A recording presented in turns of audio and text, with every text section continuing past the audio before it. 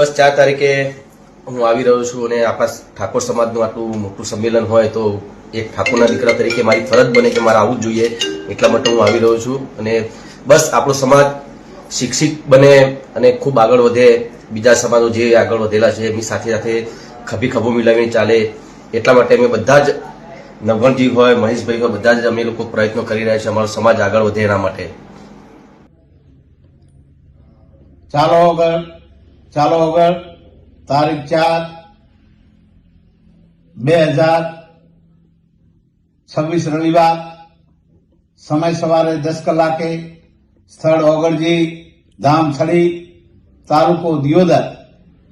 ઠાકોર સમાજ બંધારણ મહાસંમેલનમાં એક સમાજ એક રિવાજ, એક રિવાજ શ્રેષ્ઠ રિવાજ, એક રિવાજ શ્રેષ્ઠ સમાજ કુરિવાજોને તિલાંજલિ આપી નવીન બંધારણના અમલીકરણના સંકલ્પ માટે પધારવા આપ સૌને હાર્દિક આમંત્રણ છે.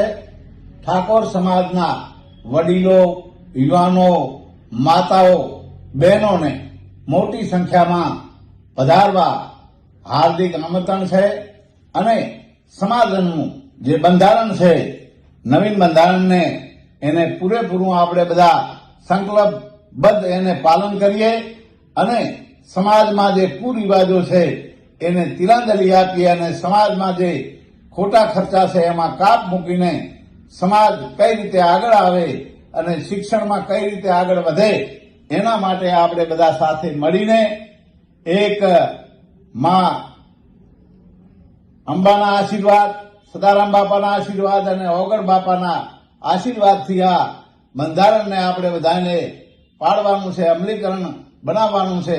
એટલા માટે આપણે બધા 4/1/2026 રવિવાર સવારે 10 વાગે ઓગળધામ થડીમાં દિયોદર તાલુકામાં મળવાનું છે. બોલો સદારામ બાપાની જય. જય માતાજી મિત્રો, હું છું આપણો સિંગલ લાલાજી ઠાકોર અને જણાવતા ખૂબ ખૂબ આનંદ થાય છે કે તારીખ 4/1/2026 10 વાગે દિયોદર તાલુકાના ઓગળ મંદિરે 3 જિલ્લાનો ઠાકોર સમાજ ભેળો થવા જઈ રહ્યો છે. વાવથરા, બનાસકાંઠા અને પાટણ. તો હું લાલાજી ઠાકોર સમાજને આહવાન કરું છું કે બહોળી સંખ્યામાં ઓગળ મંદિરે વધારે અને આપણા નામિક આગેવાનો આવવાના છે.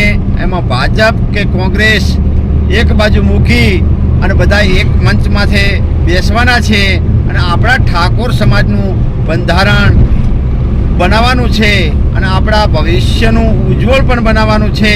તો હું ઠાકોર સમાજને વિનંતી કરું છું 2 હાથ જોડીને કે બહોળી સંખ્યામાં વધારો. જય ઓગળનાથ, જય સદારામ બાપા, જય લાધુરામ બાપા.